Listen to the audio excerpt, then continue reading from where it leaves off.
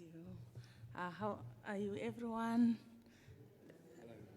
Thank you. I want to thank also the speak here. Okay. I also want to thank our ministers, Howard and Matt, for allowing me to share the word of God while they are sitting. I'm really feeling humbled. And thank you, everyone, also for welcoming me and giving me this opportunity as I'm sharing my story and how I understand beauty. Thank you. Yes, as everyone has said, my name is Bongai Munguni. I'm from Mozambique.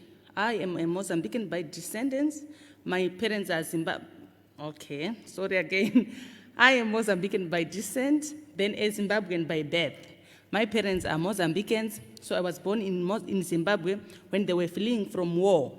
So that's how I became a Zimbabwean. Then when I was born and the war had ended, I was taken back to Mozambique. So I have dual citizenship.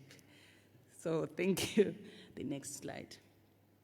As everyone has read from John 13, the Lord Jesus Christ, he was the master, he was the teacher, but he knelt down to wash the feet of the disciples who were his followers. But he knelt down to wash their feet using the precious resource, which is water, that gives life to all of us. But he humbled himself and washed his disciples.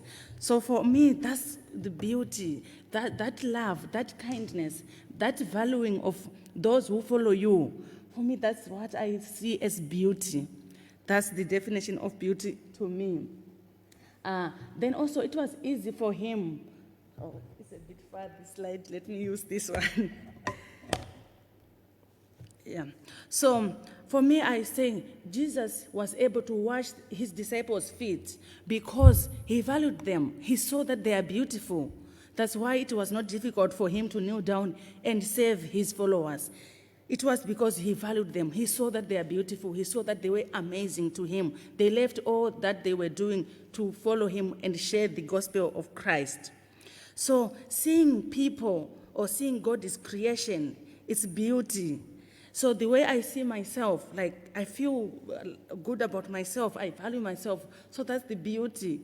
Then when you see also the next person and you see that they are beautiful, you value them, you'll be valuing the Lord's creation. The next slide, please.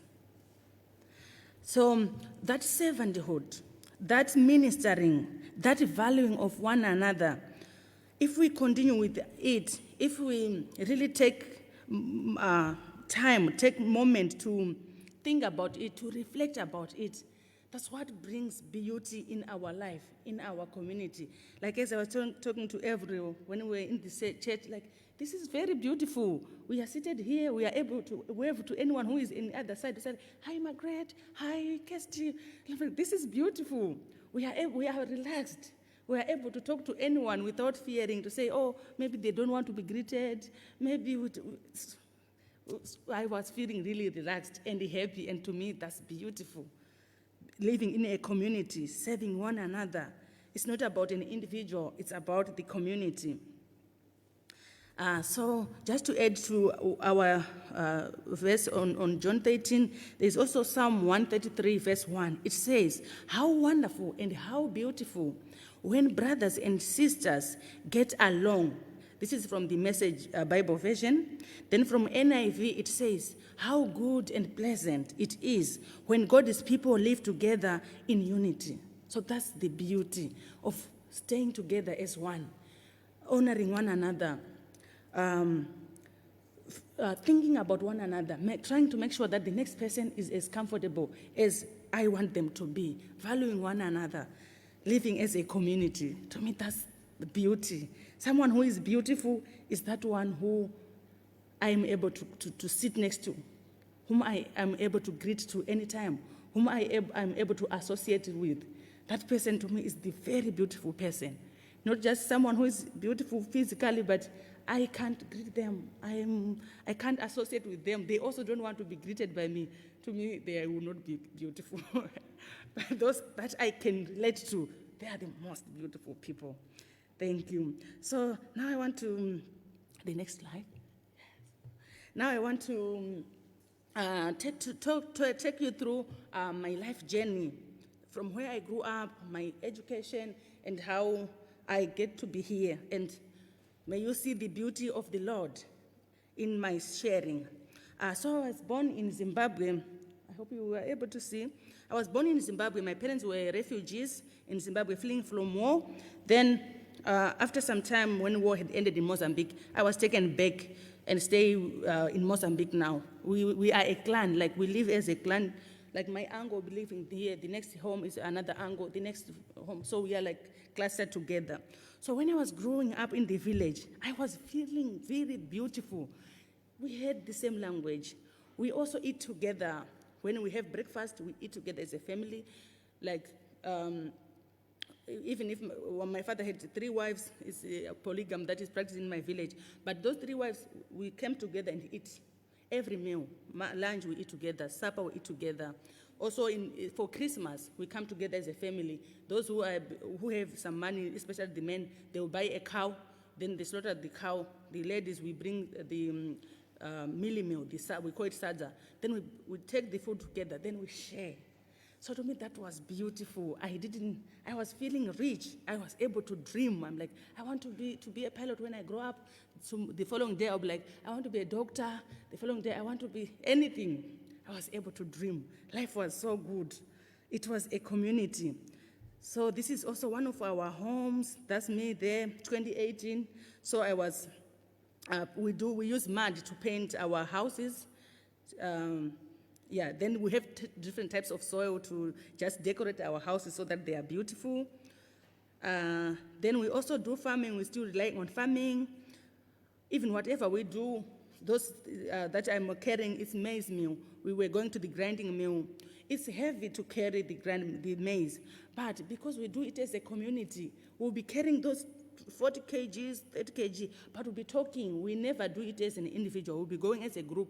So we'll be talking, laughing. So it makes the job lighter, and we will not be having more worries.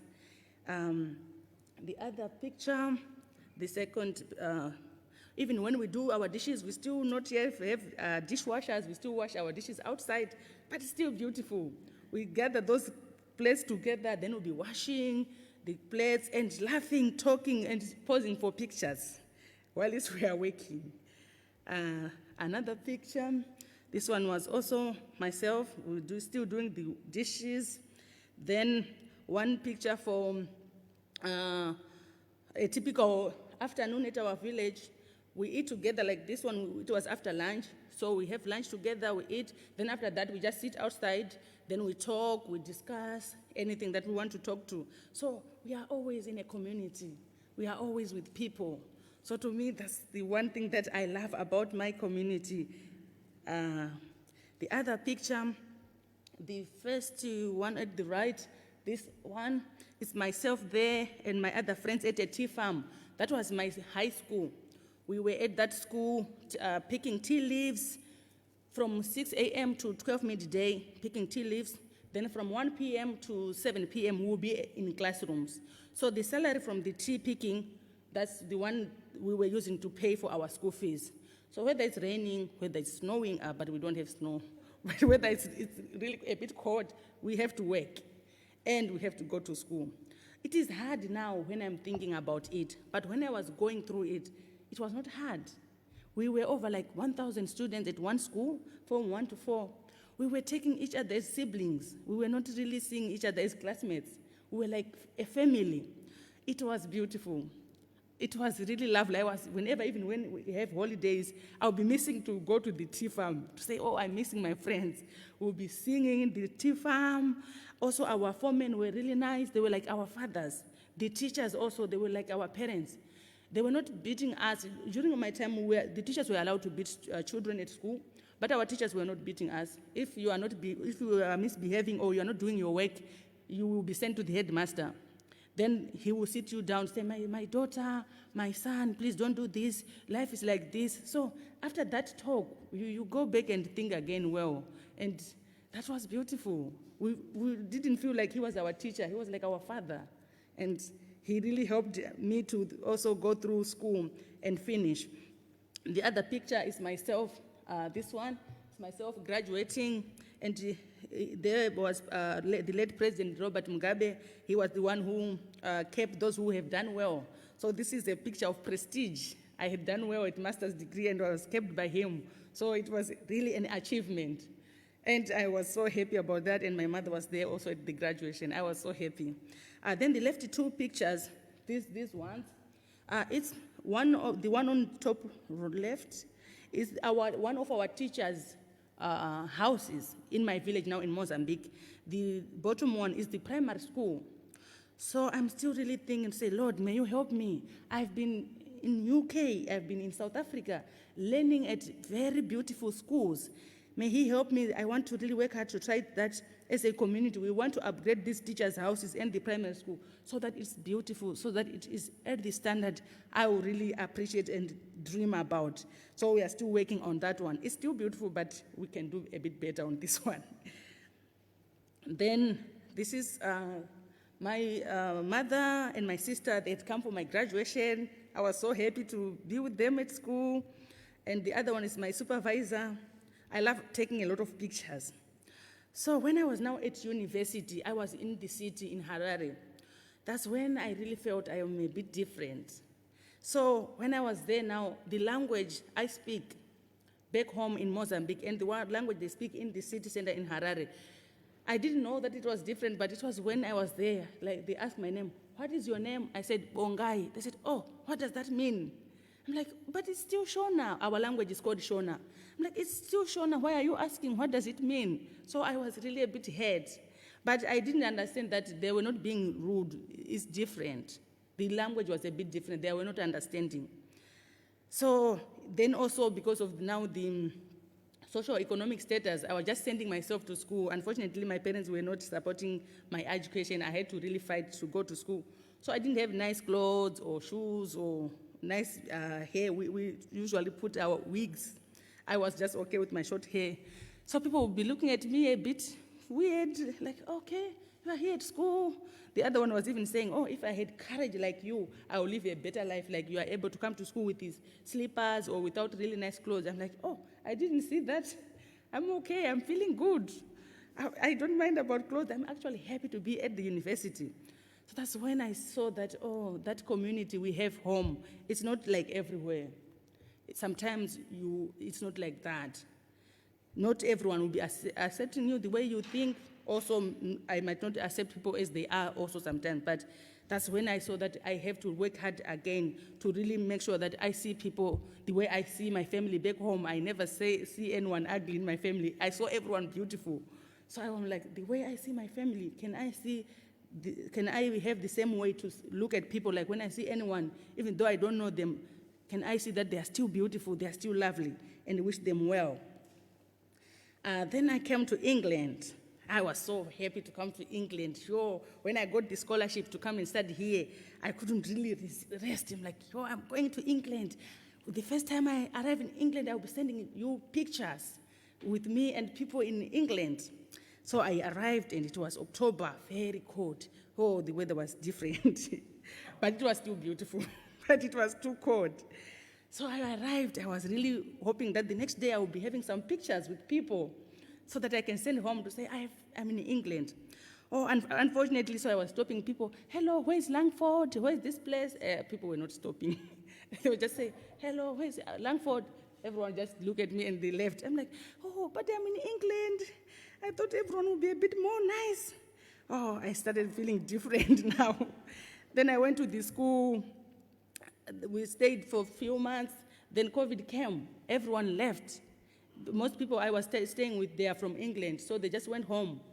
I was left alone. The international flights were not going, so I couldn't go home. I had to stay at school, like alone in the building, the whole building. All the rooms were empty, so I was just alone there. That's when I really realized that there's beauty in people, in having people around. Just knowing that people are coming, there's someone next door, it makes you going.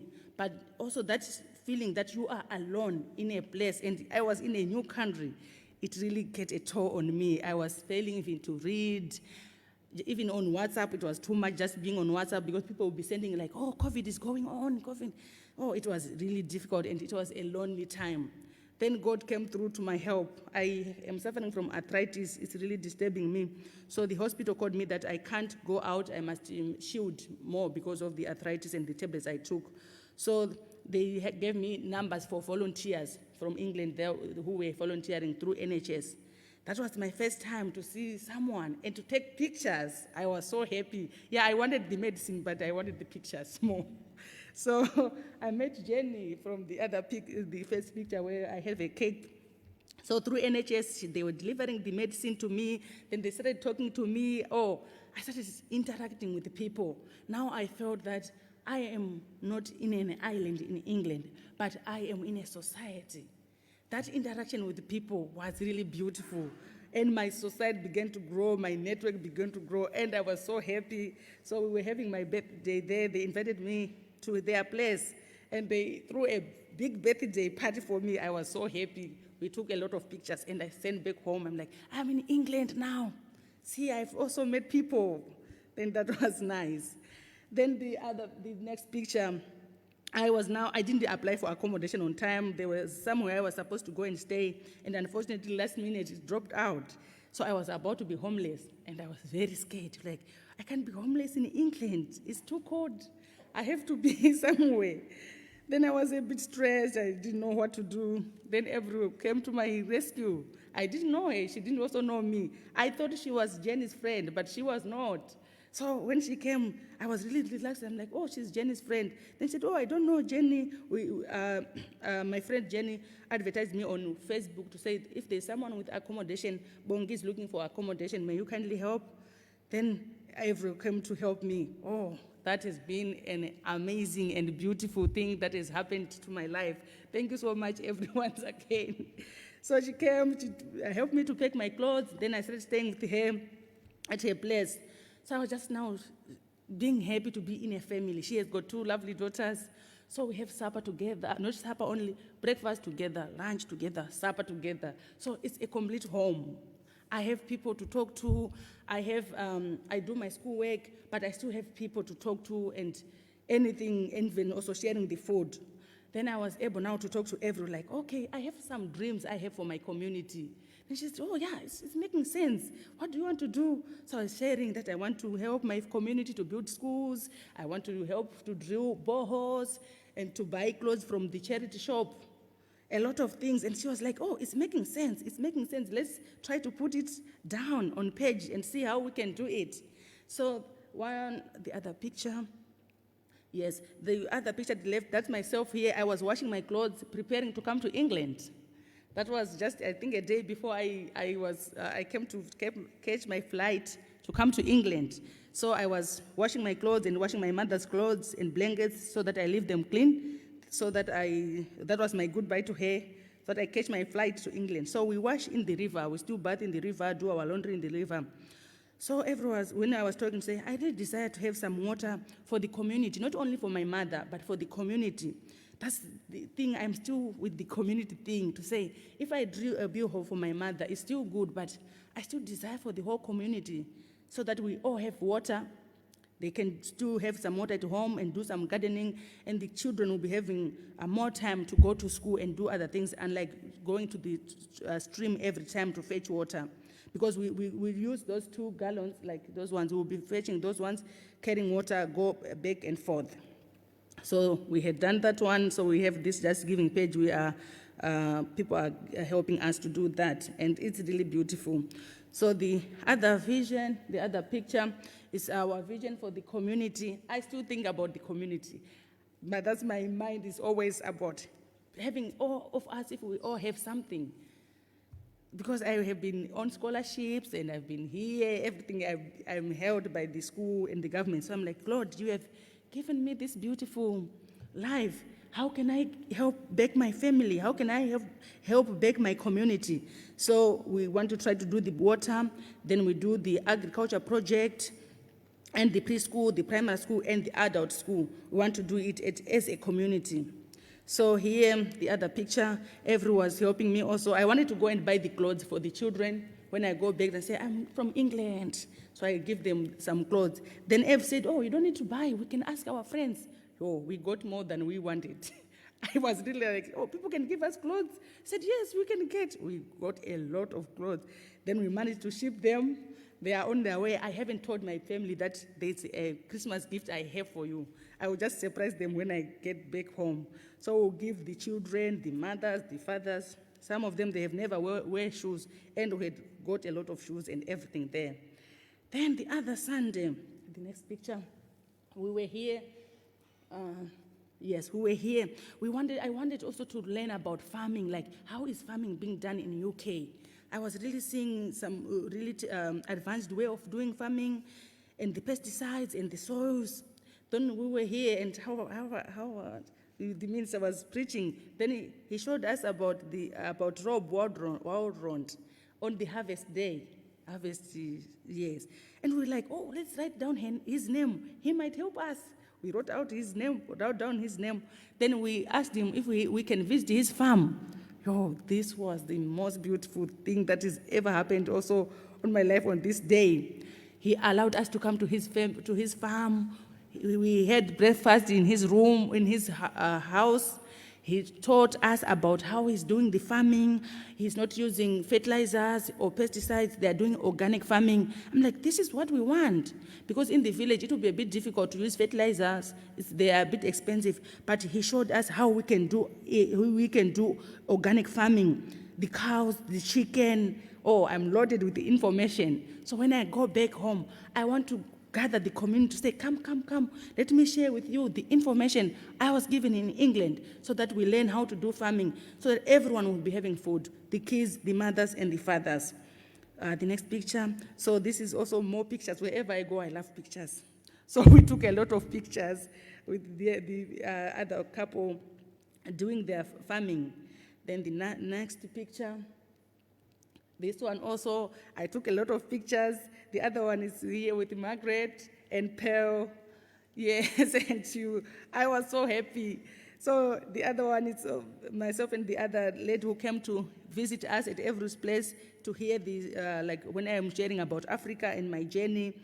We were performing on the other one with the guitar. We were performing for the girls' grandparents. It was just amazing. It was beautiful, lovely. Just living a peaceful life. Just a happy life. So that's my story. That's what I wanted just to share to you, that what is beautiful to me is that community, that living together, that valuing the next person, wishing them well. It's not about money, it's not about cars, it's about the relationship we have with one another, valuing one another. That's the most beautiful thing we can do in this world. Thank you so much for listening to me. This is my last verse. Now to him who is able to do immeasurably more than all we ask or imagine, according to his power that is at work within us, to him be glory in the church and in Christ Jesus throughout all generations, forever and ever. Amen. We are able to do more than we think. The Lord will enable us to love one another, to see the beauty in God's creation, to see the beauty in the Lord's people. Thank you so much for giving me this time. Thank you, everyone, for listening.